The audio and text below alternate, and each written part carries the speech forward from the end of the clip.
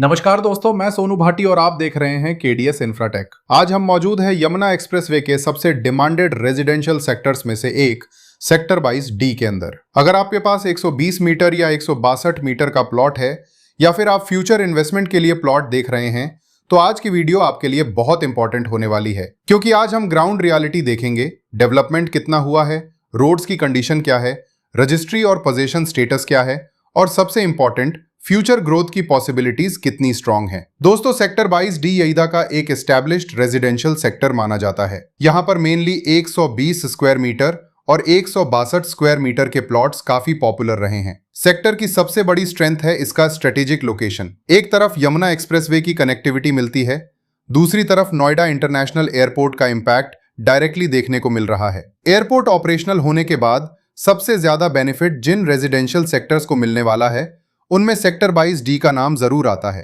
अब अगर डेवलपमेंट की बात करें तो आप क्लियरली देख सकते हैं कि सेक्टर के अंदर वाइड रोड्स अवेलेबल हैं। इंटरनल रोड्स का नेटवर्क काफी अच्छा डेवलप हो चुका है और अथॉरिटी लगातार इंफ्रास्ट्रक्चर इंप्रूव कर रही है। ड्रेनेज वर्क, सीवर लाइन और इलेक्ट्रिफिकेशन पर भी काम हुआ है और कई पॉकेट्स में डेवलपमेंट विजिबल है। ये एक पॉजिटिव साइन है, क्योंकि किसी भी रेजिडेंशियल सेक्टर की वैल्यू तभी ग्रो करती है जब ग्राउंड पर इंफ्रास्ट्रक्चर नजर आए। अब बात करते हैं सबसे डिमांडेड कैटेगरी यानी 120 स्क्वायर मीटर प्लॉट्स की। 120 मीटर प्लॉट इन्वेस्टर्स और एंड यूजर्स दोनों के लिए अट्रैक्टिव ऑप्शन माना जाता है। रीजन सिंपल है, बजट कंपैरेटिवली मैनेजेबल रहता है और फ्यूचर कंस्ट्रक्शन कॉस्ट भी कंट्रोल में रहती है। यहाँ पर corner plots, park facing plots और वाइडर रोड फेसिंग प्लॉट्स की डिमांड जनरली ज्यादा देखी जाती है। अगर किसी इन्वेस्टर का बजट लिमिटेड है और वो एयरपोर्ट इन्फ्लुएंस जोन में एंट्री लेना चाहता है तो 120 मीटर कैटेगरी काफी प्रैक्टिकल ऑप्शन मानी जाती है। अब आते हैं 162 स्क्वायर मीटर प्लॉट्स पर। मेरे हिसाब से लॉन्ग टर्म एंड यूज के लिए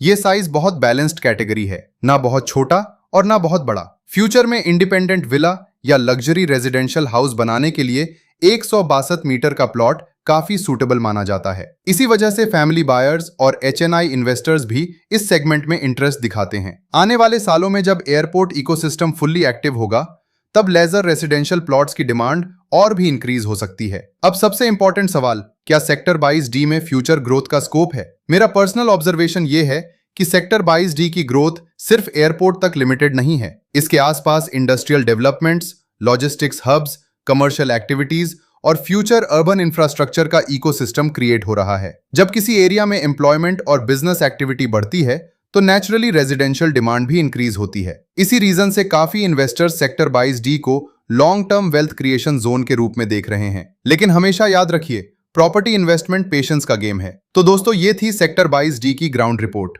अगर आपके पास 120 मीटर या 162 मीटर का प्लॉट है, कमेंट करके बताइए आपका ब्लॉक कौन सा है। और अगर आप रीसेल बाइंग, सेलिंग या इन्वेस्टमेंट कंसल्टेशन चाहते हैं तो केडीएस इंफ्राटेक टीम से कांटेक्ट कर सकते हैं। वीडियो पसंद आई हो तो लाइक जरूर करिए, चैनल पर नए हैं तो सब्सक्राइब करिए। मैं सोनू भाटी मिलता हूं आपसे अगली ग्राउंड रिपोर्ट में। जय हिंद।